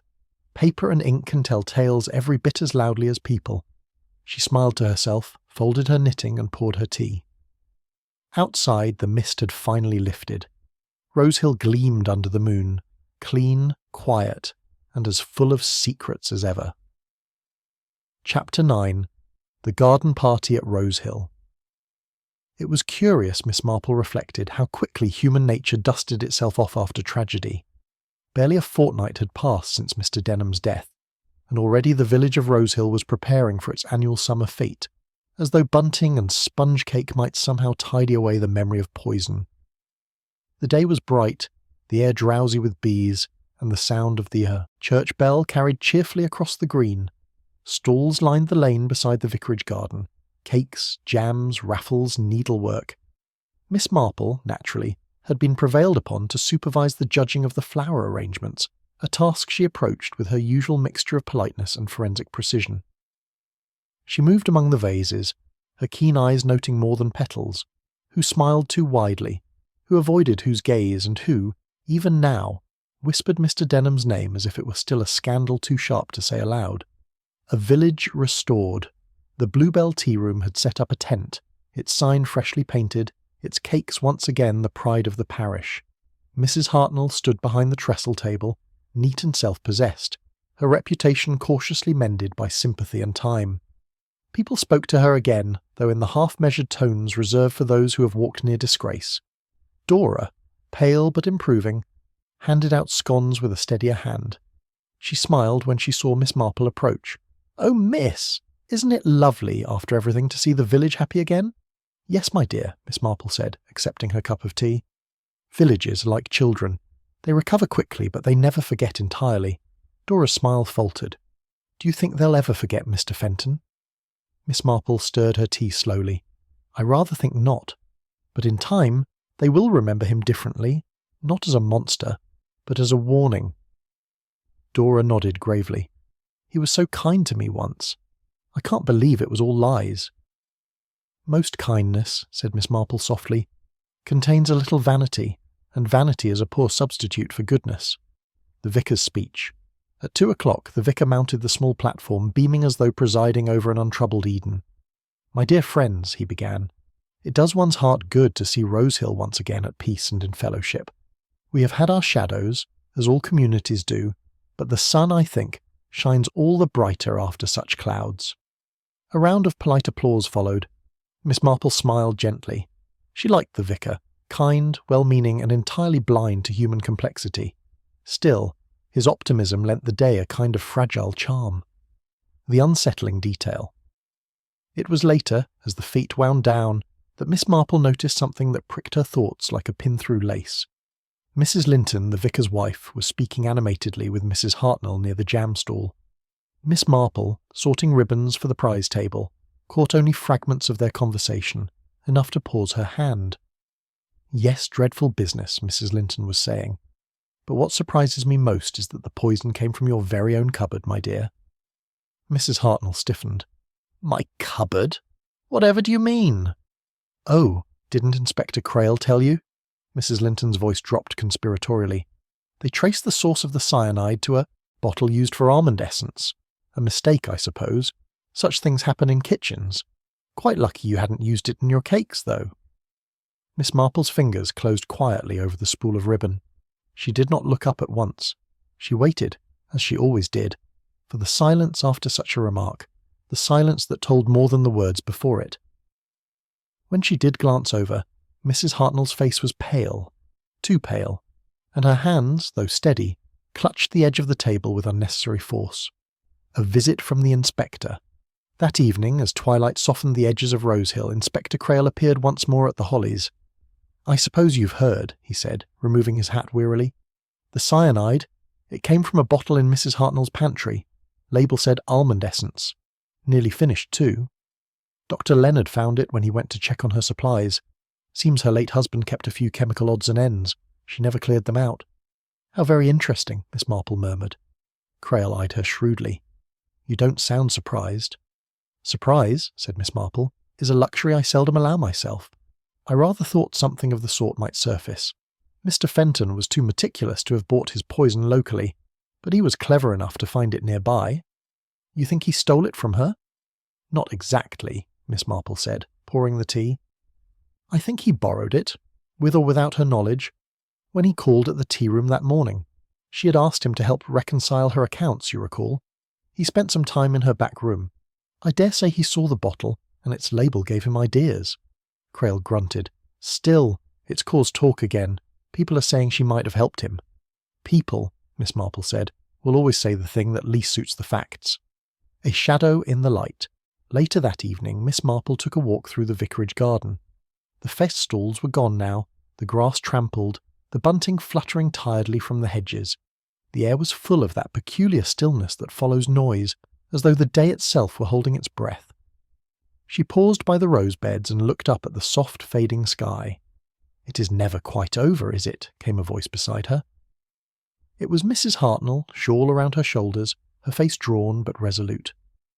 "No," Miss Marple said gently, "it rarely is." Mrs. Hartnell looked at her hands. "I keep thinking, if only I'd cleared out that cupboard, if only I'd known what he was planning." Miss Marple shook her head. "We cannot tidy the past, my dear. We can only make sure it does not clutter the future." Mrs. Hartnell gave a small, weary smile. "You have such a way of putting things, Miss Marple. I do hope one day I shall sleep without seeing him at that table." "You will," said Miss Marple, "in time, but forgiveness, the word you wrote once, takes longer to brew than tea." Evening reflection. When she returned home, Miss Marple sat by her fire once more, her notebook open to its final page. She wrote slowly, neatly, as though signing off a report to herself. All finished, yet not concluded. Poison from the tea room, found by accident or fate. Fenton's hand guided the deed, but others' carelessness lent it form. A crime of cleverness, born of cowardice, cleaned up by circumstance. And yet, the smallest sins, untidiness, pride, resentment, were its roots. She laid down her pen and smiled faintly. "Life," she murmured, "is very much like a garden party. Beneath the ribbons and cakes, one must be careful where one steps." Outside, the church clock struck 9. The village of Rosehill slept in the peace that follows revelation, a peace Miss Marple knew, in her wise old heart, would last precisely until the next whisper, the next letter, or the next cup of tea. Chapter 10. The whisper beneath the elm. Even in peaceful villages, whispers have a way of returning. They drift between hedgerows, hide behind teacups, and circle back to those who think the tale has been told. It was early evening when Miss Marple heard the latest one, the whisper that began beneath the elm tree by the churchyard gate. The fete had ended 2 days earlier, leaving the green littered with stray ribbons and the faint scent of trampled grass. The villagers were resettling into their ordinary rhythms, and for most, the murder of Mr. Denham had already softened into something like legend. But for Miss Marple, the story still had an unfinished thread, and as so often happened in Rosehill, that thread was carried by gossip. The whisper. She was walking home from evensong when she saw young Tom Hedges leaning against the elm tree, whittling a stick with a seriousness only boys possess. When he saw her, he straightened at once. "Evening, Miss Marple." "Good evening, Tom. Busy as ever, I see. A most industrious occupation. Carving away at mysteries, perhaps?" He grinned shyly. "No, miss, only wood. But—" He hesitated, lowering his voice. "I did hear something. Behind the church, near the old wall. Thought maybe you'd want to know." Miss Marple's eyes brightened. "I am always happy to know, Tom. It was last night. I was coming home from Marleycombe, took the shortcut through the yard. I saw Mrs. Hartnell there, talking to Dr. Leonard." Miss Marple paused. "To Dr. Leonard?" "Yes, miss. They didn't see me. But she was crying, proper upset, and he said, 'No one ever needs to know, Margaret. You've done nothing wrong.' Margaret Hartnell." Miss Marple hadn't known her Christian name until that moment. Tom continued, earnest and uncomfortable. Then she said, "But if they find out about the will, about Dora, they'll think I killed him." Miss Marple stood very still. "The will?" "Yes, miss. That's what she said. Something about Mr. Denham changing it. That's all I heard, I promise." She smiled faintly. "You've done very well, Tom. Now, run along home, and don't repeat a word of this to anyone else." Boys who keep secrets grow into men who can be trusted. A rare thing indeed. He nodded solemnly and hurried away. Miss Marple remained by the elm a long moment, her face thoughtful. "A will," she murmured. "Ah, yes, that explains the rest of it." The hidden bequest. The next morning, Miss Marple walked to Marleycombe to pay a social call on the solicitor, Mr. Cutley, a man of great discretion and greater curiosity. "I dare say you've heard," he said as she was shown in. "We've been busy setting Mr. Denham's affairs in order. Tiresome business, really. Poison and probate do not mix well." "I imagine not," Miss Marple said pleasantly. "I wondered if the matter of his will had been quite settled." Mr. Cutley adjusted his spectacles. "As a matter of fact, no. There's been some confusion. He made a new one shortly before his death, but it was never registered. It was found in his desk, unsigned, though the date was recent, only a week before he died. Unsigned, you say? How very suggestive. And what were the terms?" Mr. Cutley hesitated, then, with the discretion of a man yielding to curiosity, said quietly, "It left nearly everything, his savings, his cottage, his small investments, to a Miss Dora Hartnell, a niece apparently." Miss Marple inclined her head. "How very touching." "Yes, but since it wasn't signed, the estate reverts to the previous will, which names Mrs. Hartnell as beneficiary." "Indeed?" said Miss Marple softly. "Then Mr. Denham's death benefited the very person who had cause to wish him alive, and disadvantaged the one he may have hoped to protect." Mr. Cutley looked startled. "You don't mean—" "I mean nothing at all, my dear sir," said Miss Marple, rising. "But I should like to see that unsigned document, if it is convenient." He produced it reluctantly. Miss Marple studied the pages, the careful crabbed handwriting, the folded edge, the faint greenish-blue smudge where a pen had blotted the name Dora Hartnell. She smiled faintly. "Yes," she murmured. "So it was not greed that killed Mr. Denham after all. It was fear." The truth beneath the elm. That evening, under the soft sweep of twilight, Miss Marple called upon Mrs. Hartnell. The woman was in her parlour, hands idle for once, staring into an unlit hearth. "I've come, my dear," Miss Marple said gently, "to speak of something that's best said between women." Mrs. Hartnell looked up, startled. "Miss Marple, if this is about the poison, I swear to you—" "No, no," Miss Marple interrupted. "It's about the will." The teacup in Mrs. Hartnell's hand trembled. "Who told you about that?" "Someone who heard what?" "The elm tree already knew," Miss Marple said. "Mr. Denham intended to leave his estate to Dora, did he not?" Mrs. Hartnell covered her face. "He said she was his only family worth the name, but he wanted me to witness it. He came here that afternoon, and I refused." "Because it would have ruined you," Miss Marple said softly. "Yes, people would have thought— well, they'd have thought it strange, him leaving everything to a servant girl, my own waitress. They'd have whispered about why. I told him I wouldn't sign, not till he'd thought it through. He called me a coward and left," her voice cracked. "And now he's dead, and she's penniless, and I look like the monster he made me." Miss Marple leaned forward. "My dear Mrs. Hartnell, you're not a monster, only a woman who feared talk, as most of us have one time or another. But you must tell Inspector Crail what you've told me, because it explains everything. Why Mr. Denham was in such turmoil, why Fenton thought him dangerous, why the letter was timed so precisely. It was never truly about money. It was about inheritance, not of wealth, but of guilt." Mrs. Hartnell looked at her with tears shining in her eyes. "You do see everything, don't you?" Miss Marple smiled faintly. "Not everything, but enough to know that what people call wickedness is often only weakness, seen from the wrong end of the teacup." Epilogue. The whisper ends. A week later, Rose Hill had resumed its ordinary serenity. The church clock kept time, the Bluebell tea-room once again filled with polite chatter, and Dora, now officially recognised as Mr. Denham's heir, was preparing to leave for a position in London arranged by the vicar's wife. On her last afternoon she came to the Hollies to say goodbye. "I'll miss you, miss," she said, eyes glistening. "You were the only one who believed I wasn't wicked." Miss Marple patted her hand. "My dear, wickedness is far less common than foolishness. You've simply learned sooner than most that truth takes patience." As Dora walked down the garden path, Miss Marple returned to her window. Outside, beneath the elm tree, a robin was singing. The same spot where Tom had whispered his discovery, where secrets had begun to unravel. Miss Marple smiled softly to herself. "Whispers," she said, "are like roots. You can't see them, but they keep the tree alive." And with that, she closed her notebook, the final page written, the last thread neatly tied. Chapter 11. The Case of the Empty Cottage. For a time, it seemed that Rosehill had at last achieved peace.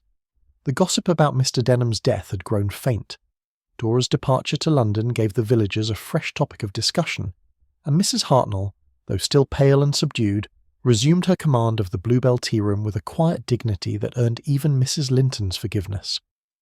Miss Marple herself turned her attention once, more to her roses which had suffered during the excitement, and to her correspondence with her nephew Raymond in London. But beneath the ordinary rhythm of her days she carried the faint sense, familiar to her after many investigations, that something had been left behind, not in guilt or punishment, but in the quieter sense of unfinished truth. It came to her one morning, over breakfast, when her housemaid, Alice, brought in the post and mentioned, as servants often do with studied casualness, "They do say, miss, that there's someone living up at Mr. Denham's cottage." Miss Marple looked up. "Living there, Alice? But surely it's been empty since the inquest." "That's what I thought," said Alice, clearly relishing the tale. "But Tom Hedges says he saw a light there last night, and smoke from the chimney early this morning. Only the place is locked, miss, proper bolted. So who lit the fire?" The empty cottage. Mr. Denham's cottage lay at the far end of Rosehill, where the hedges grew wild and the lane turned rough and narrow. The property had been unoccupied since his death, the windows shuttered and the garden gone to seed. When Miss Marple arrived there that afternoon, the air was heavy with the scent of damp earth and disuse. Yet, as she approached, she saw it at once, a thin wisp of smoke curling from the chimney and a faint glow at the sitting-room window. She paused. The door was firmly shut, the key still missing. Inspector Crail had retained it, and yet someone was clearly inside. She hesitated only long enough to straighten her gloves before walking up to the door and knocking briskly. There was no answer. She knocked again, gently but firmly. After a long pause, the bolt slid back, and the door opened a cautious inch. Standing there, pale and trembling, was Mrs. Hartnell. "Mrs. Hartnell's return. My dear Mrs. Hartnell," said Miss Marple quietly. "I hope you will forgive the intrusion, but this is an odd place to find you, particularly when the locks are meant to keep everyone out." Mrs. Hartnell gave a small, hopeless laugh. "I couldn't stay away, Miss Marple. I came to put things in order, to burn his old papers, tidy his desk. I thought it might help me sleep again." Miss Marple regarded her with gentle curiosity. "And does it?" "No," she said simply. "There are things here one can't tidy. I thought I'd finished with guilt, but I was wrong." Miss Marple stepped softly into the room. The air smelled faintly of dust and old smoke. The curtains were half drawn, and on the table stood a stack of papers tied with string. "I didn't steal anything," Mrs. Hartnell said quickly, as though hearing an accusation. "It's only his notebooks. The inspector left them. He said they were worthless, only figures and names. But I thought, perhaps I should destroy them, so no one else could suffer from them." "Destroying a man's memory rarely erases his mischief," Miss Marple murmured. "May I?" She untied the string and glanced through the pages. As expected, Denham's cramped handwriting filled each one. Debts, favours, opinions. But near the end, a looser hand had taken over, the ink fresher, the pen strokes uncertain. She stopped. The date, 2 days before his death. She must never know. The truth would ruin her. If anything happens, the key is beneath the hearth. Miss Marple's eyes flickered toward the fireplace. "The hearth, you say?" The hearth and the key. The fire had burned down to ash, but she could still see the faint outline of a loose brick. With quiet deliberation she knelt, prized it free, and reached into the hollow beneath. Her fingers closed on metal. A small tin box, the kind used for documents. Inside was an envelope, yellowed at the edges but sealed with wax. On it, in Mr. Denham's tidy hand, was written, "For Miss Margaret Hartnell, to be opened in the event of my death." Mrs. Hartnell gasped. "He left me something?" Miss Marple handed it to her gently. "I think, my dear, he left you peace, or the chance of it." With shaking hands, Mrs. Hartnell broke the seal. Inside was a single letter, written in Denham's familiar precise script. She read aloud, voice trembling, "My dear Margaret, you will hate me for the manner of my death, but not, I hope, forever. I have long known that you bore the burden of your husband's mistake, not your own.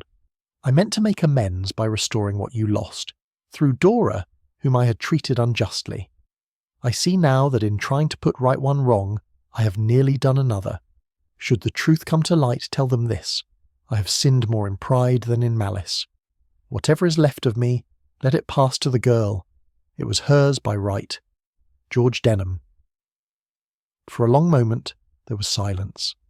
Only the wind through the half-open window broke it.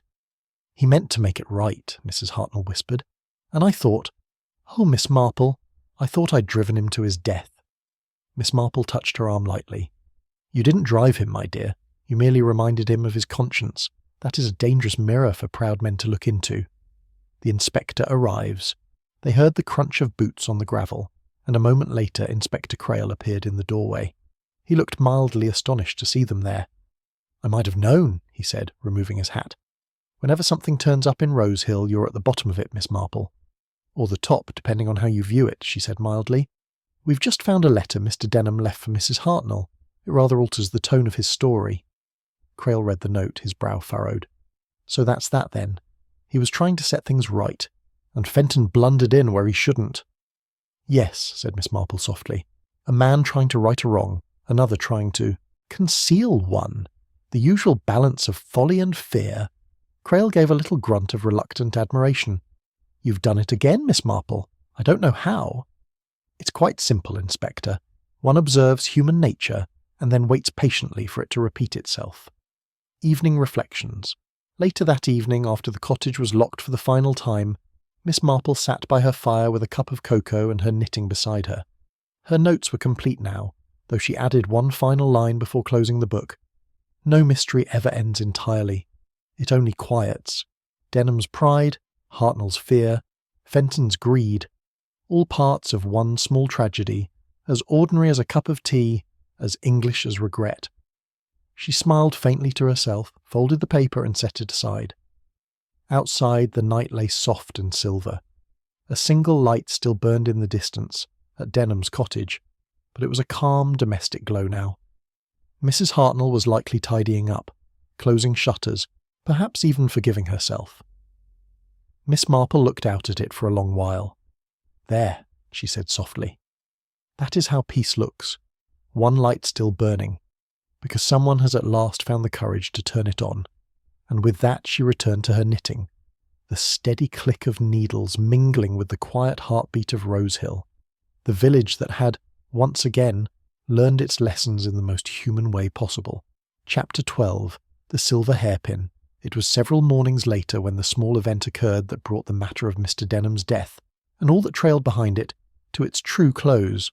The post had just arrived at the Hollies, a modest stack of letters tied neatly with twine, and Miss Marple was sorting them by habit into their familiar categories: bills, correspondence from her nephew Raymond, and the pleasant sort of notes that came from village acquaintances who had nothing particular to say but enjoyed saying it prettily. She was interrupted by a knock, quick, uneven. When she opened the door, there stood Dora, flushed and breathless, holding a small parcel wrapped in brown paper.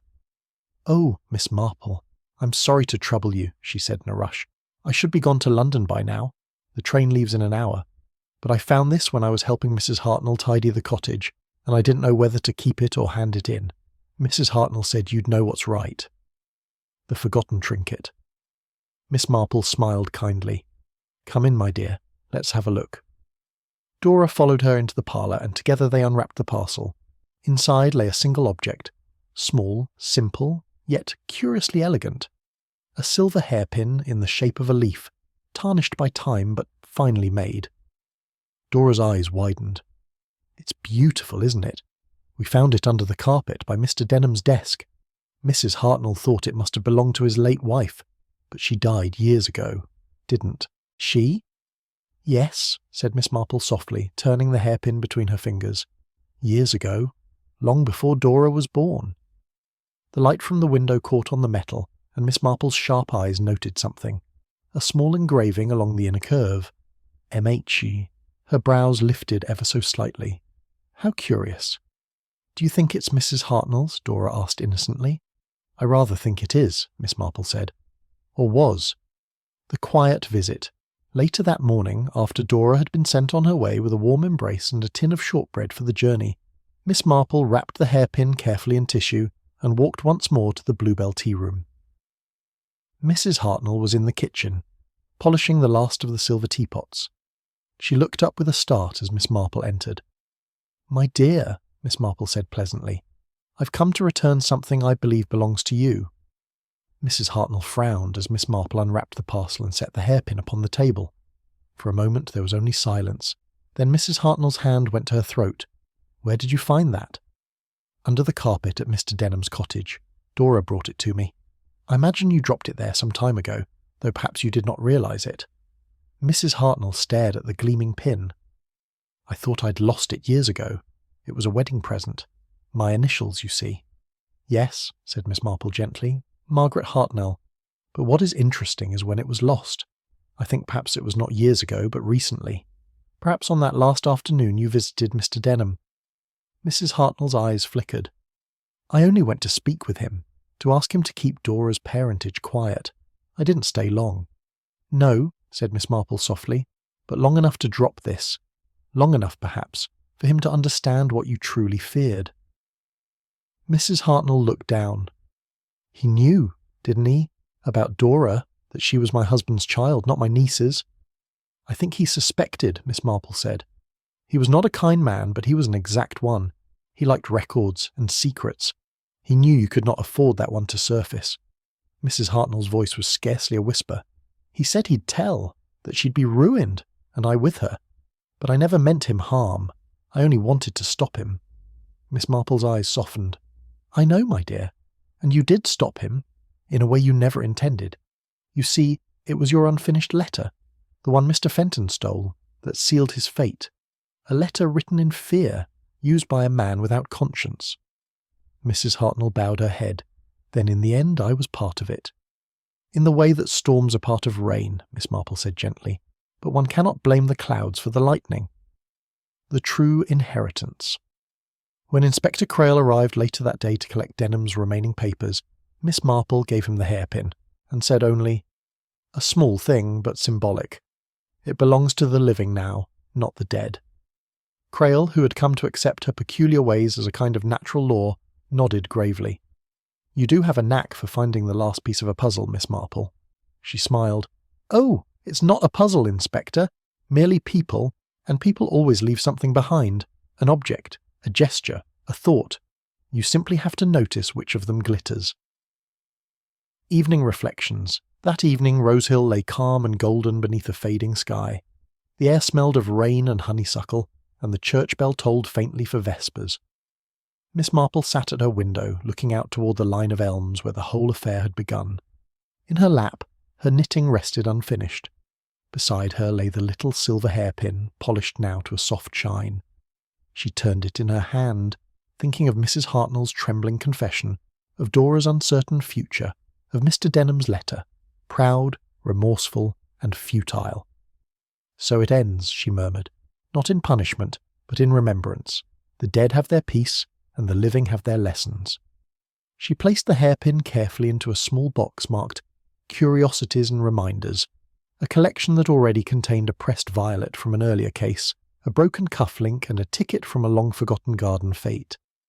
"Such small things," she said softly, "and yet they hold all the tragedy in the world." Outside, the last of the sunset glowed faintly through the leaves, catching the silver of the hairpin for one brief shining moment, a glint of truth, a whisper of forgiveness, and then only the quiet evening of Rosehill once more. Chapter 13. The Visitor from London. It was nearly 3 weeks later when Miss Marple received her visitor, on a day when the air was sharp with the promise of autumn, and the first leaves began to tumble softly from the elms. Rosehill, ever proper, had resumed its ordinary rhythm. The Bluebell tea-room thrived once more. Mrs. Hartnell was almost herself again, and even the vicar's sermons had grown less admonishing now that sin seemed for the moment absent from the parish. Miss Marple was just finishing her morning tea when Alice appeared in the doorway with a faintly scandalised expression. "There's a gentleman to see you, miss," she announced. "From London, he says. Very smartly dressed, too." Miss Marple folded her newspaper, the Times, of course, and smiled. "Well, Alice, That's the advantage of London. It teaches people to be punctual and tidy, though rarely truthful. Do show him in." A gentleman with news. The visitor was indeed smartly dressed.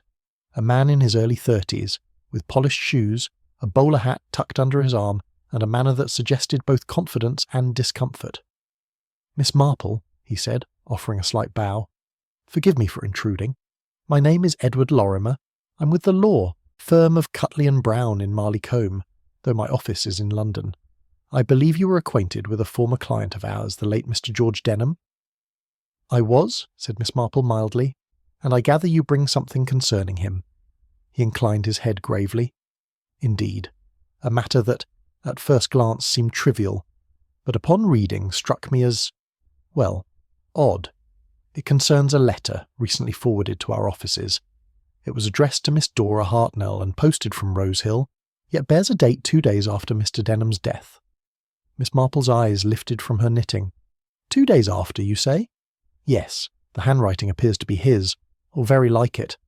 The message is brief, merely, 'Do not trust the man who calls himself your friend. Wait before you go to London.' No signature, but unmistakably in Denham's hand." "How curious," murmured Miss Marple. "And the letter was found where?" "It arrived at our London office, redirected from the old address Dora provided when she first came to us as beneficiary of Mr. Denham's estate.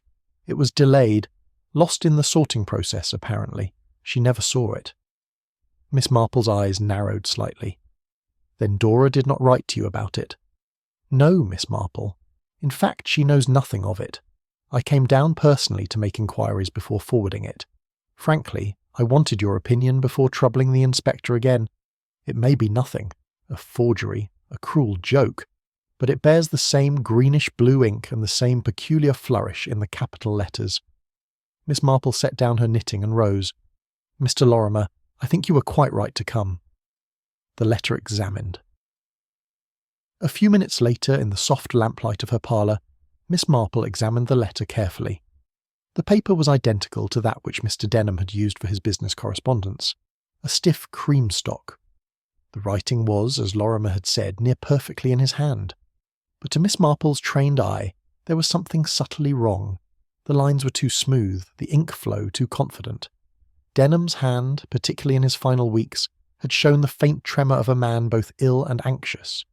This, she said quietly, was written by someone who wished to imitate steadiness, to appear calm when they were, in fact, anything but. "Then it's false?" "Oh yes," Miss Marple said, "and not written to protect Dora, but to frighten her, or someone else. The phrase, 'the man who calls himself your friend.' How very deliberate. It suggests not warning but accusation." Lorimer frowned. "But who would have written it? Mr. Fenton's dead, of course." "Dead, yes," Miss Marple interrupted softly. "But guilt is a social creature, Mr. Lorimer. It seldom travels alone." The visit to the vicarage. That afternoon, Miss Marple walked to the vicarage, letter in hand. Mrs. Linton received her with the cheer of a woman who had outlived scandal. "My dear Miss Marple, how good to see you. We were only saying at luncheon that it has been an age since anything interesting happened in Rose Hill." "Then perhaps I bring you interest," Miss Marple said pleasantly. "I've had a visit from a solicitor bearing a curious letter, written apparently by Mr. Denham after his death." Mrs. Linton gave a delighted gasp. "How deliciously dreadful!" The vicar looked up from his correspondence with mild alarm. "My dear, please—" But Mrs. Linton, unstoppable, continued, "I said all along that Mr. Denham's affairs were not finished. Mark my words, there's always something else in these things. Wills, hidden cousins, secret marriages. Perhaps not marriage," Miss Marple said quietly, "but perhaps a friendship one might wish to keep quiet." Both Lintons stared. Miss Marple smiled faintly.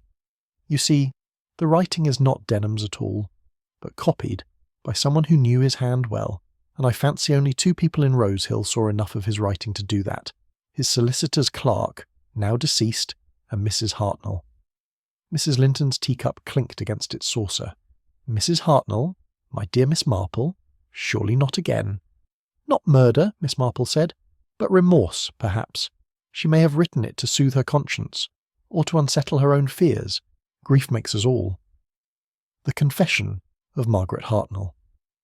That evening Miss Marple called once more at the Bluebell Tea Room. Mrs. Hartnell was in the parlour, writing accounts by lamplight. She looked up quickly when Miss Marple entered, then paled at the sight of the letter in her hand. "My dear," Miss Marple said gently, "I've brought something that belongs to you." Mrs. Hartnell stared. "Where did you get that?" "It was sent to Dora, in Mr. Denham's name, but written, I think, by yours." Mrs. Hartnell gave a long, shuddering sigh. "I never meant her to see it. I wrote it the night after they took him away. I couldn't sleep. I kept thinking, if she went to London she'd hear the worst, and she'd think I'd betrayed her. I thought if I wrote in his name she might wait, might be safe. It was foolish, I know." "Foolish, perhaps," said Miss Marple softly, "but not wicked. There are worse deceptions than those born of love." Mrs. Hartnell's eyes filled. "You must think me a coward, Miss Marple." "No, my dear, merely human.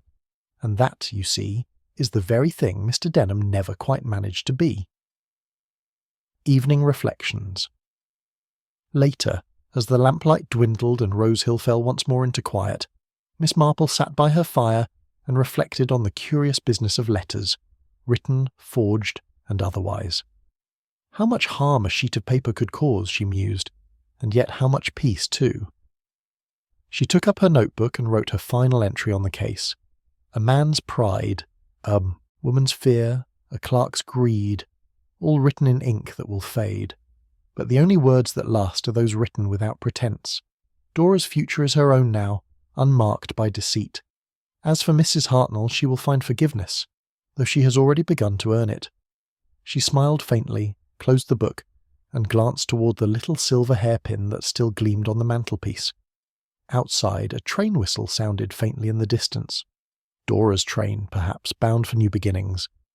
Miss Marple leaned back, folded her hands, and murmured, "Human nature, my dear Raymond, is the most fascinating study in the world, and the most repetitive. But thank heaven, it always ends in tea."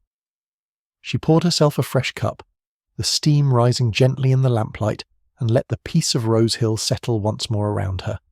For now. Chapter 14. The Last Teacup. Autumn had arrived in Rosehill. The hedgerows were brushed with rust and gold, and the faint tang of wood smoke hung in the air like memory. The village, tidy as ever, seemed to have folded its scandal neatly away with the linen from summer fetes. Miss Marple, sitting by her parlour fire at the Hollies, was writing a letter to her nephew Raymond. She wrote in her small, even hand, the hand of a woman accustomed to careful observation and quiet conclusions. "My dear Raymond, I think you would have liked Rosehill had you seen it in its recent excitement. Such an unassuming place to harbour a murder, and yet, human nature being what it is, no place is truly safe from folly. I dare say one could find jealousy and pride even in paradise, if there were sufficient tea and neighbours." She paused, dipping her pen again. "The affair of Mr. Denham is at last concluded. Inspector Crail, bless him, has returned to Marley Combe with the comfortable conviction that the matter was a triumph of police method. Mrs. Hartnell, having endured both public suspicion and private remorse, is now more at peace.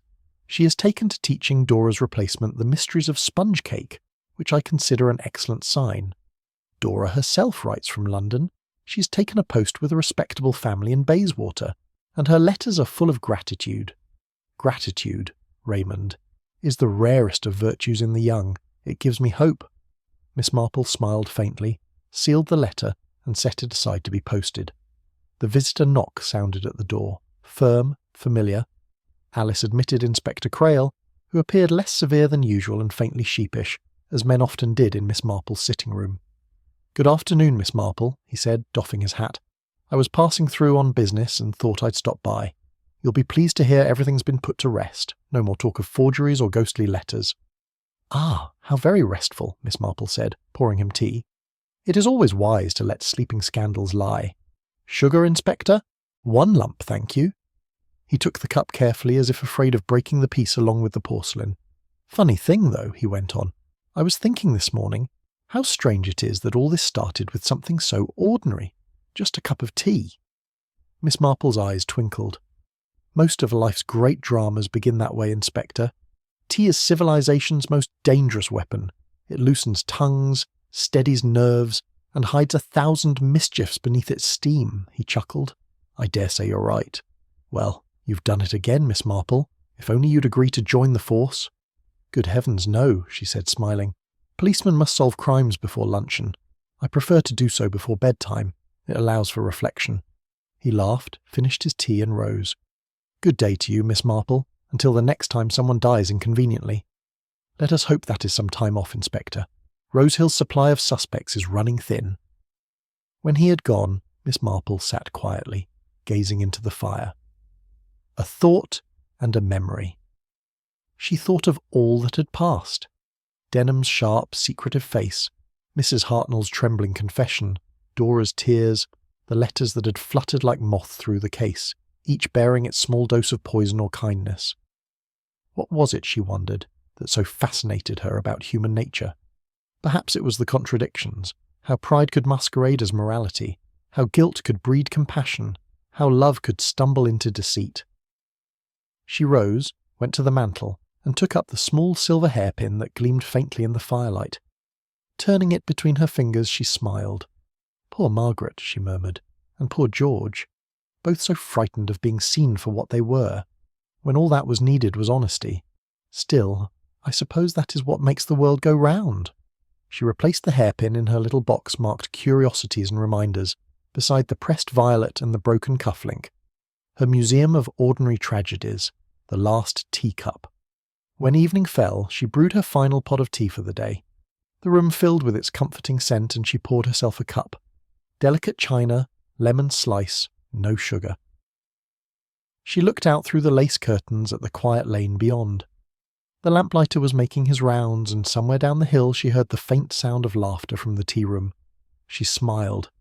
Rosehill had resumed its rhythm, gossiping, baking, forgiving. All as before. The great wheel of life turned on, steady and small. Lifting her cup, Miss Marple said softly to herself, "To peace, so long as it lasts." She took a sip, set the cup upon its saucer, and let the firelight dance against the window-pane. Outside, the elm trees rustled faintly in the evening wind. Not with whispers this time, but with the sound of contentment,